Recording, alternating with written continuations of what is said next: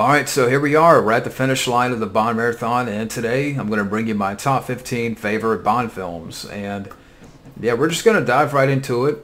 Again, this is my top 15. But at number 15, we have Dr. No. Yeah, good debut for the Bond character, Sean Connery's Bond. Yeah, like I said, Sean Connery definitely brought that cool factor and that suave factor to the character. You had your first Bond girl and Honey Rider. You know, your first villain, Dr. No. And, you know, once in a while, Sean Connery, he would, you know, drop a fun line or a fun quip.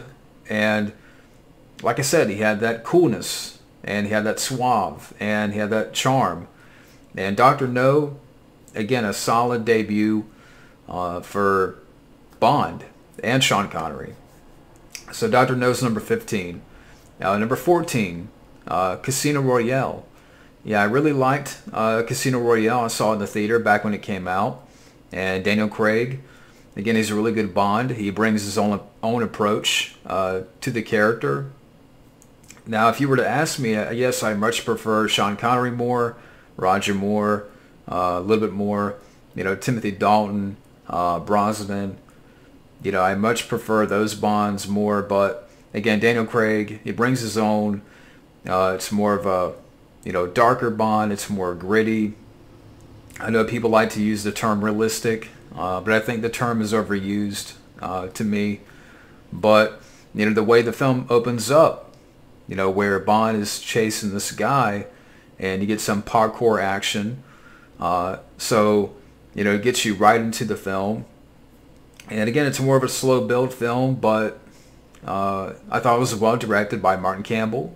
And yeah, Casino Royale, it's a really good Bond movie. And, you know, again, I saw it when it came out, and, you know, rewatching it again, it was definitely, you know, refreshing. And again, I like Daniel Craig, so he does a good job. So, yeah, number 14 is Casino Royale. Number 13, On Her Majesty's Secret Service. Yeah, the only George Lazenby Bond film. And I thought for a guy that didn't have a lot of acting experience prior to that film, I thought he did a decent job. And, you know, he brought more of a human side to Bond, you know, more of a vulnerable side where, you know, Bond, you know, has a wife in the film. He marries this girl, Teresa, played by Diana Rigg, rest in peace. And so you get some of that, you know, a side that we haven't seen before to Bond. And like I said, he marries this girl, and, you know, a lot of the, you know, stuff in the film where it takes place on the Piz Gloria, you know, the rotating restaurant in the Swiss Alps. I liked that location. I liked, you know, some of the action that takes place, you know, at the Piz Gloria. You know, some good cable car action, some good, you know, gunfire, gunplay. And like I said, you know, Lazenby, I thought he did a good job, and, you know, part of me wishes that, you know, maybe he would have done one or two more. And again, for a guy that didn't have a lot of acting experience, you know, beforehand, I mean, I think prior to the film, he was a auto mechanic and a model and like a martial arts instructor in the military. So he had a lot of, you know, odd jobs. But yeah, to me, it's a really good movie. And yeah, it's more of a, it's a slow, you know, it's a slow burn, it's a slow build movie, but, you know, I like Telly Savalas' Blofeld. I thought, you know, it was a decent Blofeld, and, you know, I liked some of the locations. So, yeah, number 13, On Her Majesty's Secret Service. Number 12. So number 12, we have Diamonds Are Forever, which I really like, and I know a lot of people, you know, a lot of people throw this film into the worst category, that, you know, this is the worst Bond film, or, you know, Sean Connery's worst Bond film, but I still like it. You know, Sean Connery, of course, was paid a lot of money to come back, and which he gave back to the money that he made from this film. He gave back to, you know, education. I forgot the certain, some kind of trust fund. So, but even with, you know, Sean Connery, yeah, he looks a little bit older here, in which he looked way older, and Never Say Never Again. But I like that here. You know, Bond is undercover as a diamond smuggler, and his, mission takes him to Las Vegas, and you get some good action in Las Vegas where he's driving on the two wheels. I mean, yeah, I could have done without the the two hitmen in the film, the assassins that are after Bond, the Mr. Wint, Mr. Kidd, which I know there's more to those characters. And like I said, I forgot which one it was, but one of them is the father of Crispin Glover. But yeah, I mean, I could have done without those two characters, but I like some of the action here in this film. And again, I like some of the locations that they used here. I think it's a fun popcorn Bond movie. So yeah, Diamonds Are Forever, number 12. One that, again, I know a lot of people crap on and kind of gets a bad rap, but I still like the film. Number 11, You Only Live Twice. You really like this film, and I think it's an underrated Bond film. I mean, you have Bond in Japan. You have the unveil of the Blofeld character, played by Donald Pleasance, to me the best Blofeld. His whole compound is an inactive volcano, which is cool. You have the Little Nelly helicopter that Bond has in the film, and you get some good action with that. And I just like the whole idea of Bond in Japan. And again, just really the whole culture and the backdrop of Japan throughout this movie, and Bond going after Blofeld, and you got some good beats of action. You got the Little Nelly, and then in the third act you have these ninjas that are dropping in from the ceiling, the roof, into the compound, and you get a lot of good action that transpires. And so yeah, like I said, definitely an underrated Bond movie. I like the theme by, I think, Nancy Sinatra. So yeah, You Only Live Twice is number 11. Number 10, Skyfall. Yeah, I really like Skyfall. Like I said, I definitely, one thing I could say, I think it definitely needed to be worked on in terms of the runtime. I think it could have been trimmed back, because there's moments in the film where, okay, it goes like this and it kind of dips down with the pace. Then it'll pick back up, dip in pace. So yeah, I mean, I think that it could have been worked better in terms of, maybe they could have trimmed back in the runtime a little bit. But I still liked the villain in the film, the villain of Silva. Again, he definitely had a classic villain look and persona and presence. Javier Bardem, the guy from No Country for Old Men, I thought he was really good in the film. You can say in a lot of ways he definitely stole the show. Daniel Craig's still good. And, while I think that Judi Dench's character probably deserved a little bit better of a swan song, I get why they wanted to have, someone else fill in that spot. But, when the action happens, there's some good action, especially in the third act, where Bond is at this house. And, Bond, the character of M, Judi Dench, even picks up a gun. And Albert Finney, they're standing their ground at this house. I really enjoy that. So yeah, Skyfall, definitely I would say the best Daniel Craig Bond film, and I really enjoyed it, really liked it.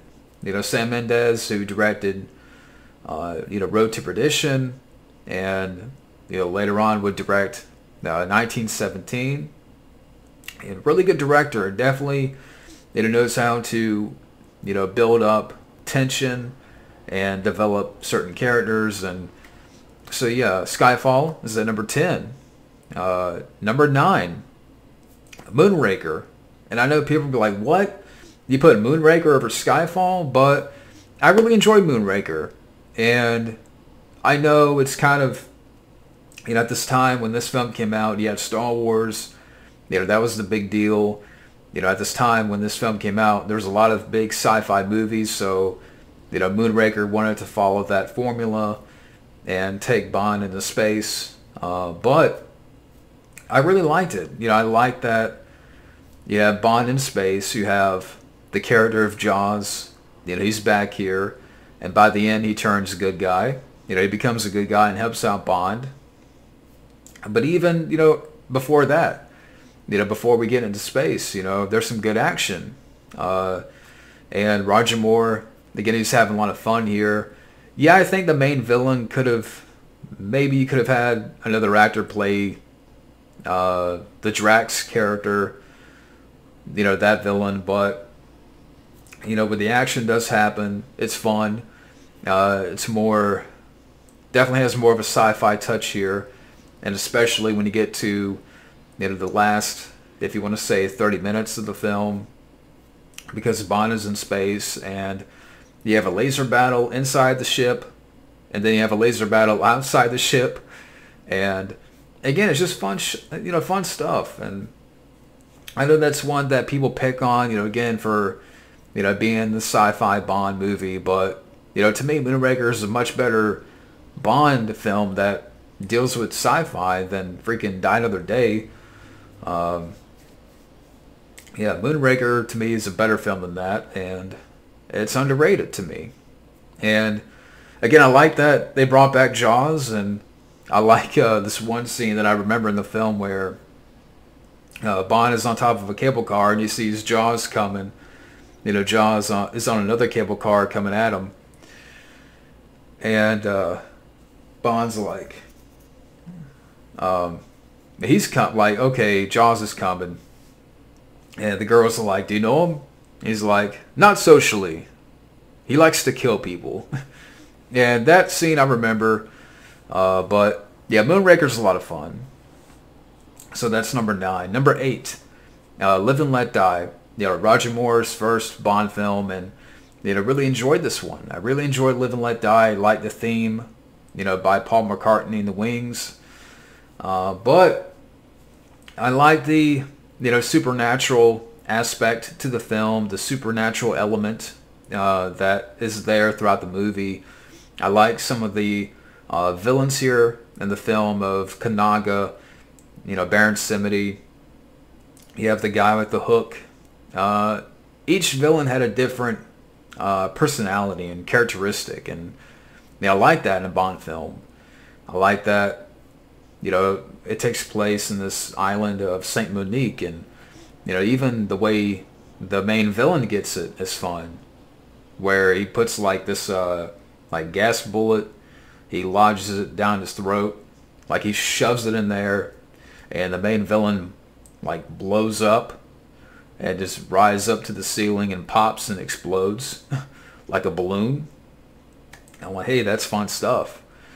And I remember the first time, because when I was watching it for the first time, I'm like, what did I just see? I had to rewind it like 2 or 3 times. I'm like, hey, that was pretty cool. Like, I missed it the first time around because maybe my attention got diverted. You know, I was looking at my phone or whatever. And I'm like, what did I just watch? Let me rewind that for a second. That was pretty cool. But yeah, Live and Let Die. I like some of the action, some of the speed, like the boat, some of the boat sequences. I thought were really well shot. And yeah, I mean, you have the deputy character in there. I could deal with him in that film, but you know, when you get to the man with the golden gun, you really didn't need that character. Like, what is this character doing in Thailand? You know, it's just one of those movie conveniences. But I don't mind the character in that film, Live and Let Die. And again, I like some of the action.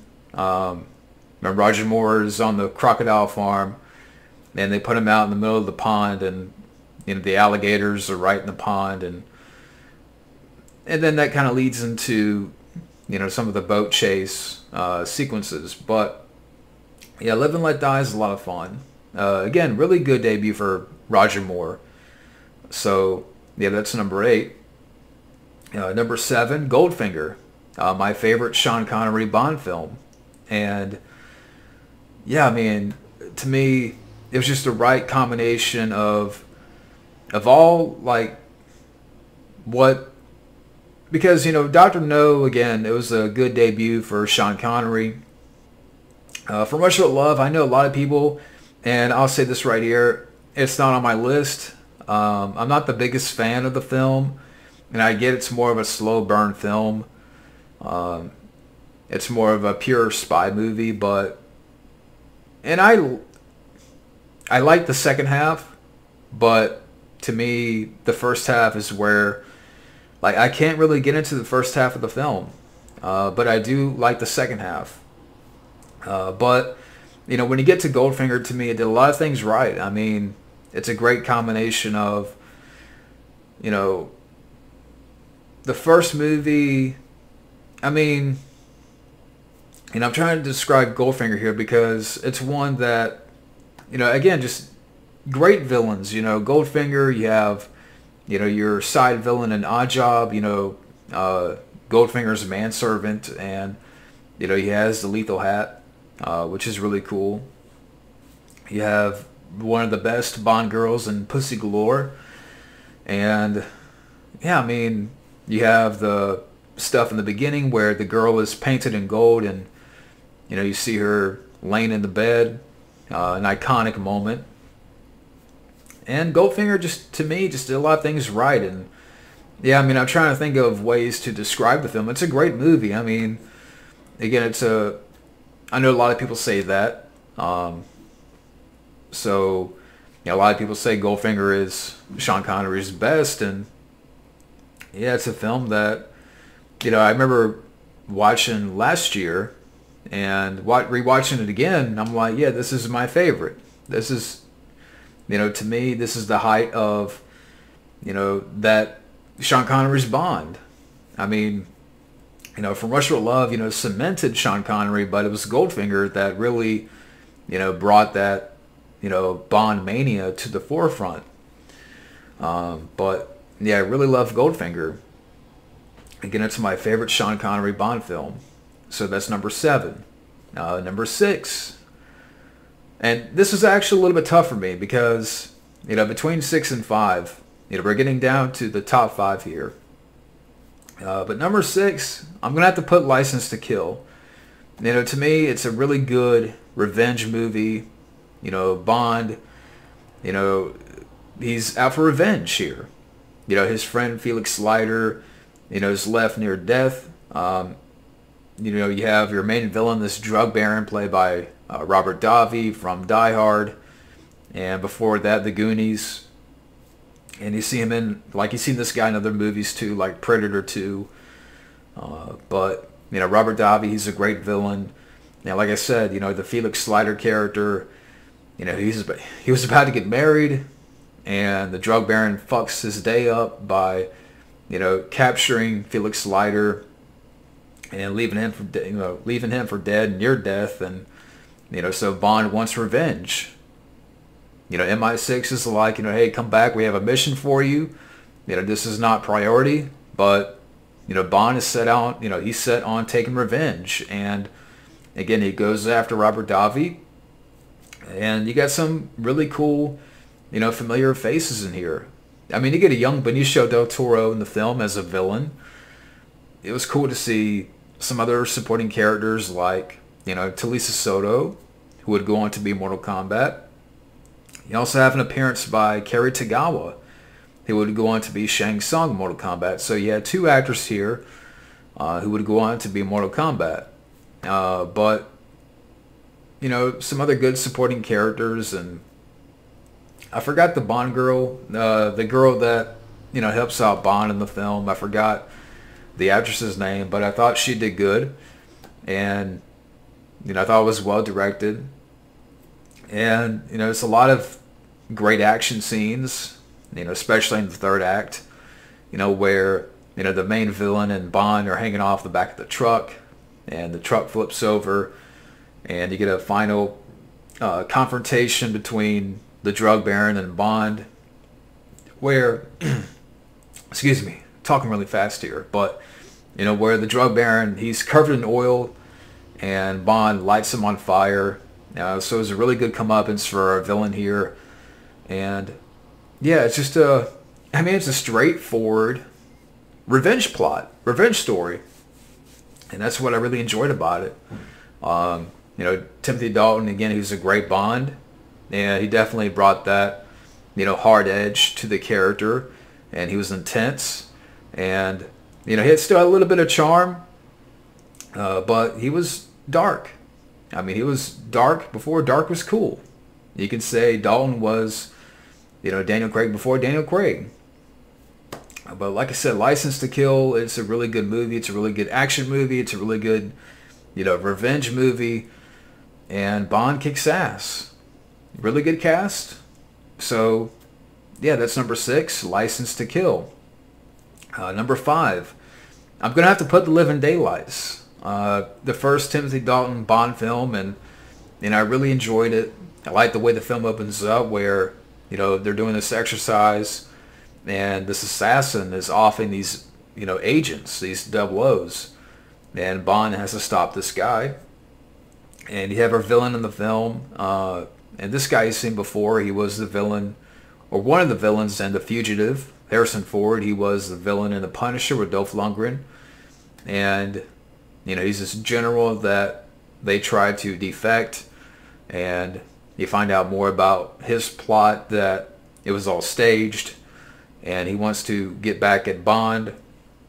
You have Joe Baker in the film as a general that, he's into war games and stuff, and you get some good stuff towards the end where Bond has a fight with him.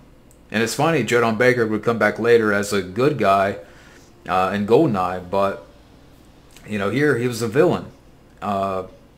And Timothy Dalton, like I said, he definitely brought, a hard edge to the character. He was a darker Bond. And, I wish that he would have done more than 2 movies. It's a shame that he only did 2. I think he should have done more. And then he could have passed it off to, Pierce. Maybe he could have done, I think you could have squeezed out one more out of Dalton. Maybe around, 92, 93. I think you could have gotten one more out of him. And then if you want to go on to Pierce, which I know, funny enough, Pierce was so close to getting that character. He was very close to playing Bond before Dalton was brought back in. Because at first, Dalton wasn't available, and Pierce Brosnan was tied up with Remington Steele. But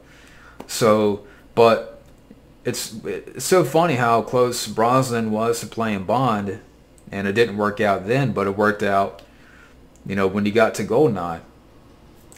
But like I said, it's a shame that, Dalton only did 2. I think he should have done one more.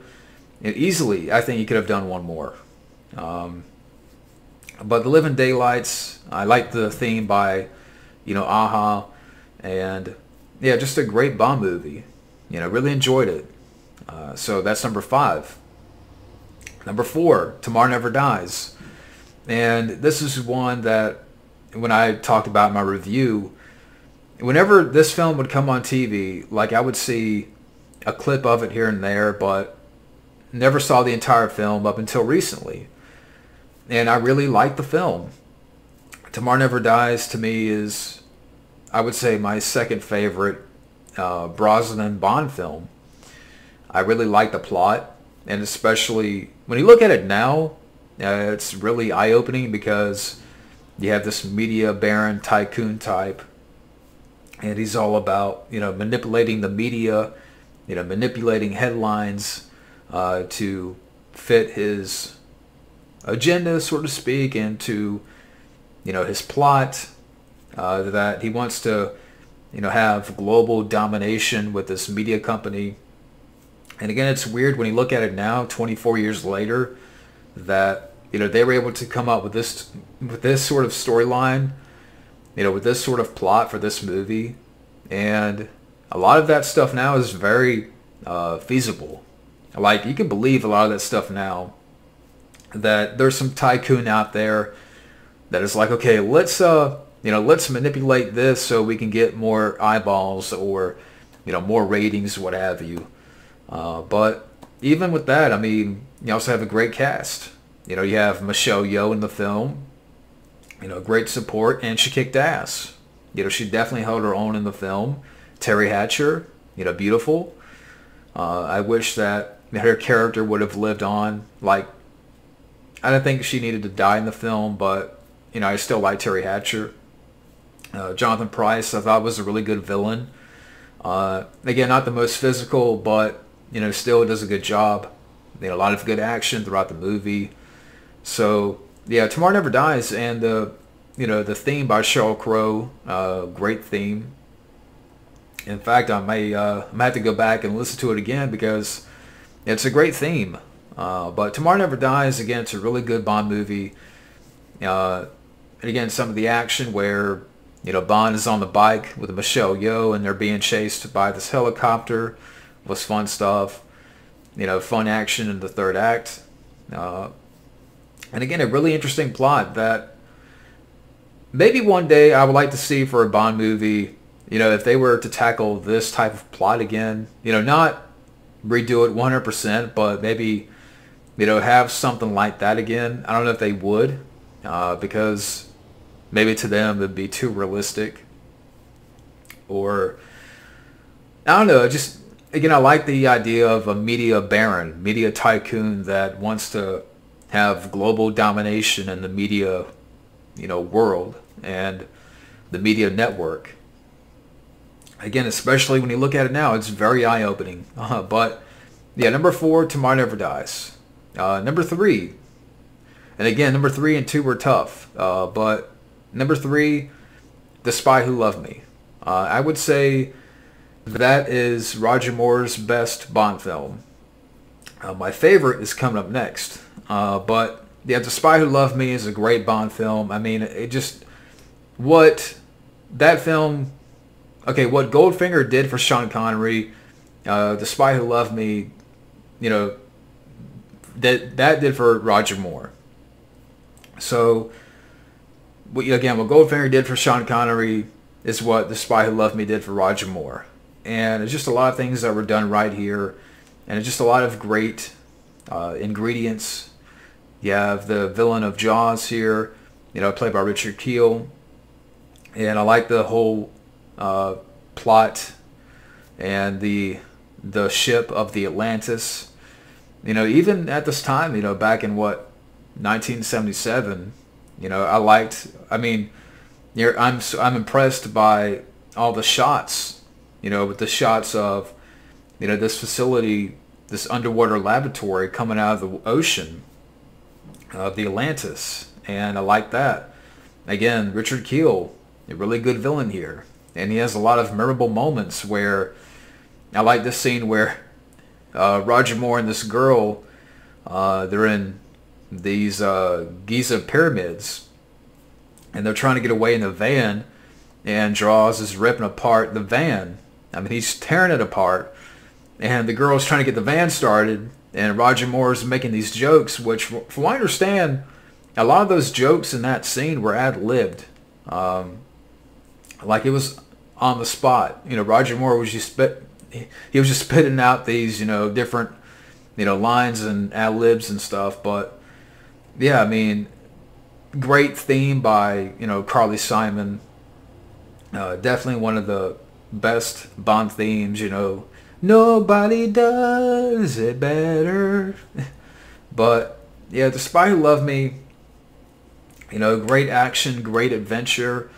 The whole third act where, they capture the submarine and you have the crew and they fight back in the end. And even the way the main villain gets it, where Bond is sitting at one end of the table and there's this elongated pipe that's underneath the table, and the assassin tries to kill Bond with the gun, where the bullet would travel through, but Bond jumps out of the way, kills the villain, and a really good comeuppance for that villain. Even you have a scene in the film where, Jaws, that character is picked up with a magnet and dropped into a shark tank, and the shark is trying to bite that character, and Jaws bites the shark, and he gets out. And like I said, because of the, all the fans that loved that character, they wanted him to come back for Moonraker, because the character was loved that much, and that the kids were like, we want him to be a good guy. So, Moonraker, Jaws would become a good guy. towards the end of that film, he would become good and help out Bond. So, but again, The Spy Who Loved Me, again, to me, it's Roger Moore's best Bond film. That's number 3. Number 2, For Your Eyes Only. This is my favorite Roger Moore Bond film. And I like the way the film opens up. You get a little touch, a little nod to, Bond's wife. Like in on Her Majesty's Secret Service, like I said, in that film he has a wife, and she dies at the end, and here in the beginning of this film, you see Bond, visiting the grave of his wife, and then shortly after that, he gets into a helicopter, and the helicopter is taken over via remote control by Blofeld, and long story short, Bond is able to get a hold of Blofeld by, he sees him on top of a rooftop in a wheelchair, and he takes the helicopter and he hooks Blofeld, and he's taking Blofeld for a ride, and then he drops Blofeld in a smokestack. And he dumps Blofeld's ass in a smokestack, and that's the way you start off the movie. Again, just a really fun stuff, really fun, way to kick off your movie. And I really like the theme by Sheena Easton. For Your Eyes Only. I'm not gonna try and sing, but I do like the theme, and I like the cast in the film. You have the Carol Bouquet character. I forgot Melina. Yeah, the character of Melina. I liked her. I thought she was beautiful in the film. She definitely had a, beautiful but deadly look. And she definitely held her own. I mean, you have the plot with her where, she wants revenge. And, Bond is after our villains here. And good supporting cast. You have T'Pol in the film. And some other characters like the character of BB, played by Lynn Holly Johnson. Cute little bubbly character in the film. I like some of the stuff where she tries to get Bond in bed, and Bond's like, I'm a little bit too old for you, let's go get some ice cream. But even aside from that, I mean, you got a lot of, to me, some of the best action in a Bond film. You got Bond on the ski slopes, and where he's being chased, and then Bond is he's going down the bobsled run, and again, a lot of great action there. A lot of I mean, the action in this movie is very plentiful. You have some stuff where later on Bond is in a submersible, and he's trying to retrieve this device, and you get like a little bit of submersible action, and then at the end of the film, he tries to. You have this monastery on top of a cliff, and Bond is trying to climb up this cliff, and every time he's close to the top, this one bad guy, he just throws Bond off, and he tries to climb back up, throws him off, tries to climb. It's the way it's shot. It's very, you can tell that this is 100% real. I mean, I'm sure it wasn't Roger Moore, but just the way it was filmed and the way it was shot looks very hairy. And I'm like, this is real stunts. There's no CGI, none of that green screen BS. Again, it's well shot. But again, the action here is plentiful. Again, some of the best action in the Bond film. And For Your Eyes Only, again, it's my favorite Roger Moore Bond film. The Spy Who Loved Me is his best. This is my favorite. So that's number 2. And now we're getting down to number 1. And of course, my number 1 favorite Bond film, Goldeneye. And it was great to rewatch again, because it had been some years since I've watched the film entirely. But Goldeneye is a great Bond film. Great cast. Great villains. The character of Vonnegut, played by Famke Janssen, he was very deadly and very sexy. You can get crushed by her thighs, and I think for guys out there, that's not a bad way to go out. I'm sure every guy would like to be crushed by her thighs. But, you know, you got Sean Bean in the film. Before, he would play the villain in every movie. But he's still a good villain here, even, you know, as we joke about that now. But, you know, Sean Bean was still a good villain here. He's a very solid actor. And a lot of great action, you know, directed by Martin Campbell, who would go on to direct The Mask of Zorro, you know, Casino Royale. And, you know, with this film, he definitely brought a big feel and spectacle in terms of direction and, you know, execution of action scenes, because, you know, the action scenes feel big and it's well shot. I like the theme by Tina Turner. And, yeah, I mean, to me, this is the best Pierce Brosnan Bond film. And you got other side characters like, you know, the supporting girl. I forgot the character's name. It's leaving me. But you also have the character of Boris. You know, I'm invincible. You know, played by Alan Cumming. And, you know, great action where, you know, Bond, you see him in the jungle and he gets rid of the on-the-top character.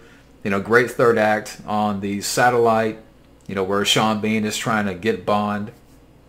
I thought it was a lot of good action there. Even before that, way like early on in the film, where, you know, there's a shootout at this archive facility, and that leads into the scene where Bond, you know, breaks out in a tank, and he's going through the town, and he's crushing everything in sight. And yeah, I mean, you know, Goldeneye, like I said, is my favorite, is my number one favorite Bond film. But yeah, that's pretty much it. I mean, like I said, this is my top 15. But yeah, it's been a lot of fun. And like I said, I know it's been a long road, you know, reviewing these films, and it's been fun, you know, going through, you know, the Bond franchise. And again, a lot of them have been really good for the most part. I mean, of course, you're going to have your stinkers, you know, like The War Is Not Enough and Die Another Day. But all in all, like I said, it's been really fun. Thank you for bearing with me. And yeah, so that's it for now. But what would be your top 15 or your top 10, you know, favorite Bond films? I wrote all mine down right here. But yeah, that's it for now. Thank you for watching my top 15 favorite Bond films, and for, you know, sticking through, you know, the Bond series, this Bond marathon. Thank you once again, and have a good day.